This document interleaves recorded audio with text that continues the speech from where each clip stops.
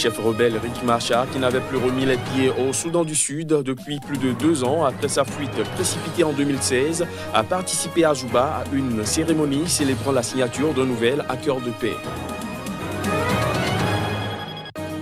En RDC, 2 opposants, Félix Tshisekedi et Vital Kamerhe, sont en tête dans les intentions de vote à l'élection présidentielle prévue le 23 décembre.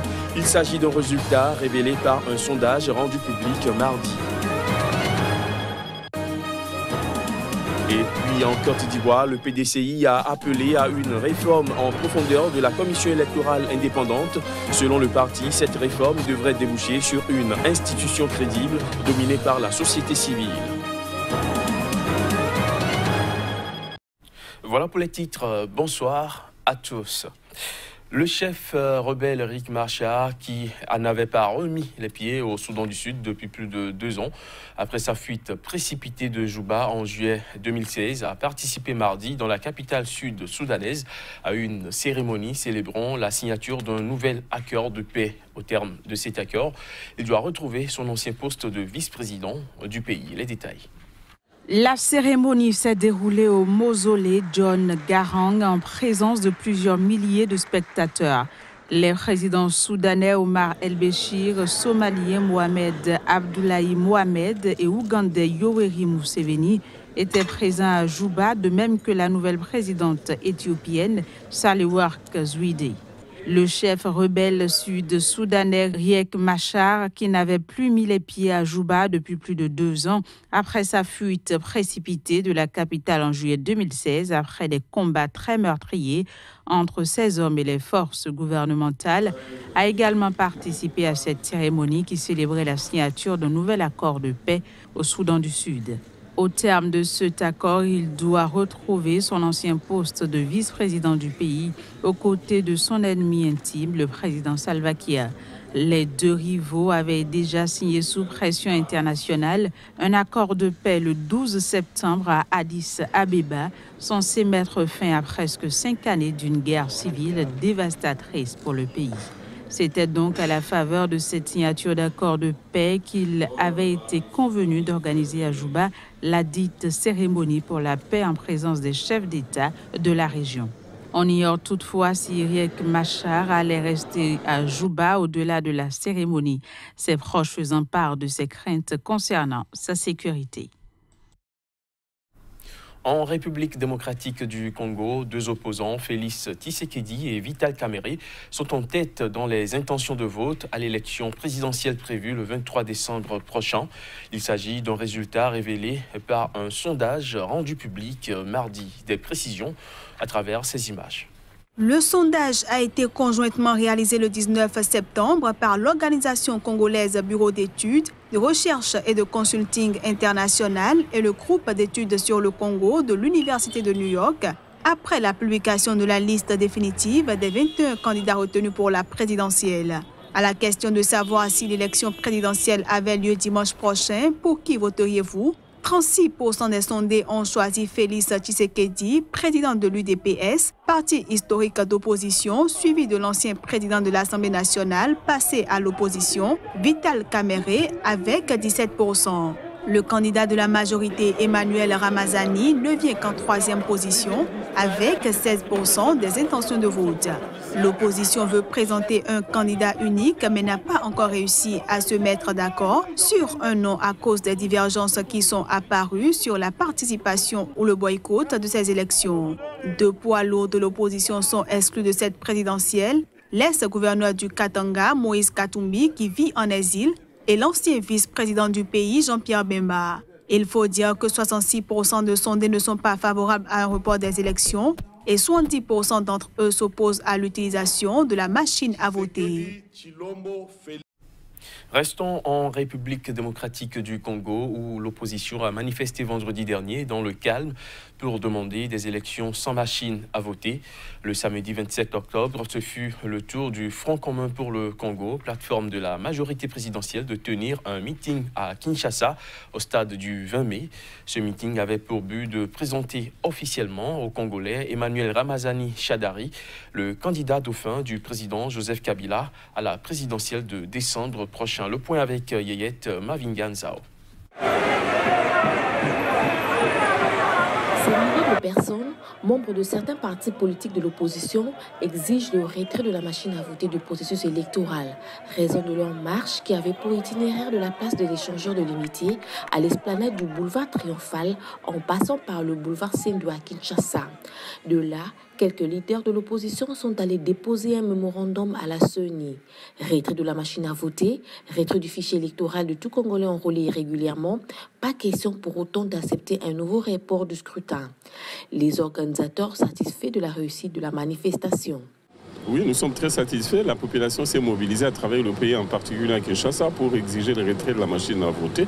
La police nationale congolaise, quant à elle, n'a pas manqué de mots pour féliciter ces éléments. Pour elle, la police a fait preuve d'une grande maturité. Cela justifierait la liberté qui existerait dans le pays. Nous félicitons les policiers qui sont très bien comportés. Ils étaient très professionnels. Le lendemain, soit samedi, ce sont les partisans du Front Commun pour le Congo FCC qui ont assisté à un meeting au stade Tata Raphaël. Dans un stade bien rempli, le FCC a présenté officiellement Emmanuel Ramazani Shadari, dauphin de Joseph Kabila Kabange. Très discret depuis sa désignation, il s'est adressé à la foule en affirmant son attachement à sa famille politique. Cette plateforme de l'opposition a aussi réaffirmé sa détermination à participer aux prochaines élections présidentielles et législatives prévues le 23 décembre 2018. Rien à dire. Nous sommes venus célébrer la démocratie sous le leadership exemplaire d'un grand Africain, le président Joseph Kabila Kabange. À moins d'un mois du go de la campagne, le processus électoral gagnerait-il en crédibilité ? Si les différentes parties prenantes peuvent construire sur ce qui vient de se passer le week-end dernier, la démocratie qui qualifie la République démocratique du Congo sera-t-elle réelle?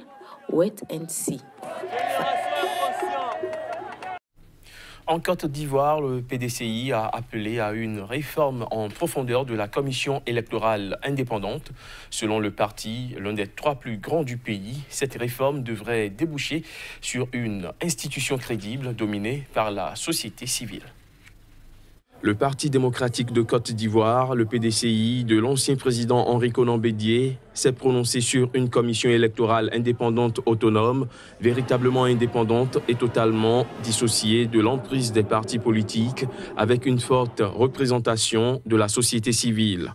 Selon la formation politique qui appelle à une réforme en profondeur de l'institution électorale, le président de la commission électorale ne doit pas faire de politique et personne ne doit avoir d'autorité sur lui. Le PDCI estime que les dernières élections locales, entachées par de nombreuses accusations de fraude, ont démontré que la réforme s'avère plus qu'importante pour aller vers une élection présidentielle libre et crédible en 2020. La coalition au pouvoir, le Rassemblement des oufouettistes pour la démocratie et la paix, a largement remporté ses récentes municipales et régionales couplées, disposant de 92 municipalités contre 56 aux indépendants et 50 au PDCI, ancien allié du RHDP passé dans l'opposition. Le Parti démocratique de Côte d'Ivoire a également appelé à un nouveau découpage électoral avant l'élection présidentielle de 2020. Au Cameroun, le gouverneur de la région du Littoral, accompagné de ses collaborateurs, était en visite de travail au terminal à conteneurs du port de Douala. Objectif, s'enquérir des améliorations faites par les concessionnaires Douala International Terminal dans le cadre du désengorgement de la plateforme portuaire. Reportage Narcisse O. Le gouverneur de la région du Littoral, Samuel Dieudonné Iva Diboa, était en visite de travail à Douala International Terminal. Accueilli par le directeur général Frédéric Klinke, qui accompagnait ses collaborateurs du comité de direction, le numéro 1 de la région et sa délégation ont eu droit à une visite guidée du terminal à conteneurs du port de Douala.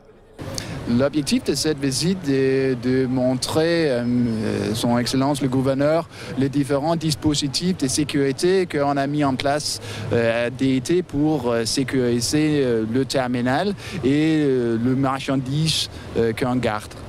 Pendant la séance de travail, l'on aura noté les activités du DIT, notamment des chiffres clés relatifs au volume traité en importation et en exportation, la gestion des ressources humaines au sein de l'entreprise et l'actualité avec la création de services rapides pour une gestion plus accélérée des enlèvements des conteneurs. Une organisation en ressources humaines qui explique une hausse de 12% des importations par rapport aux 9 premiers mois de l'année 2017, selon son directeur. D'abord, les aspects de sûreté et sécurité, c'est primordial pour pouvoir performer correctement à DIT.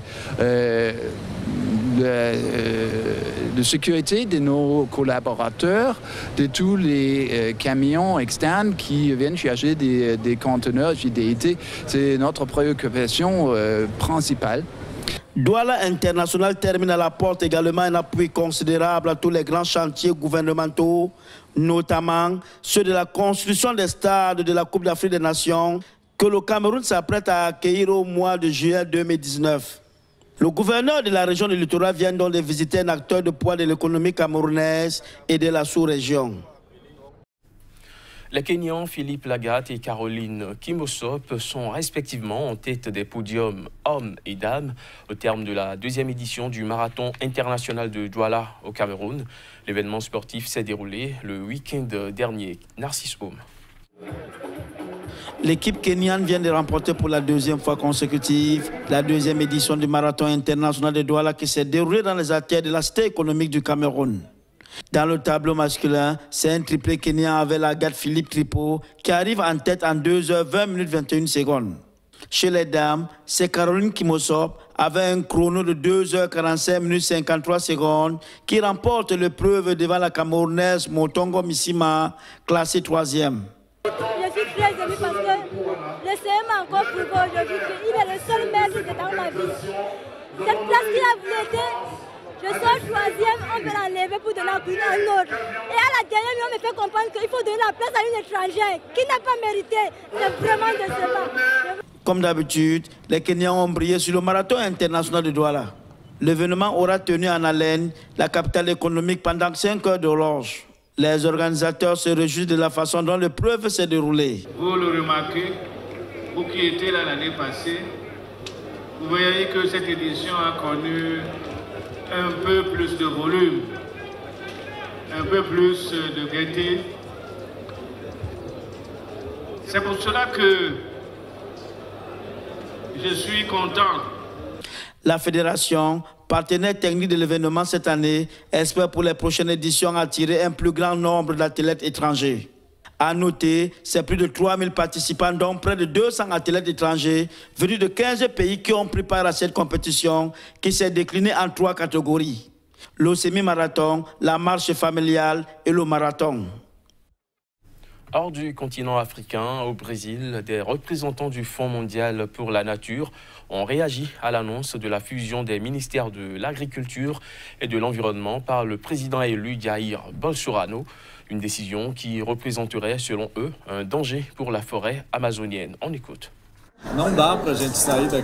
Il est impossible pour nous de sortir de la crise économique en réduisant l'Amazonie, en la réduisant ou en augmentant les émissions. Bientôt, le pays se rendra compte que si ça se produit, ça aura un effet inverse sur notre croissance économique. Personne ici n'est contre l'agriculture. Les gens parlent de l'agriculture comme si c'était un grand méchant, mais ça peut aussi faire partie de la solution. Fin de ce JT, merci de l'avoir suivi.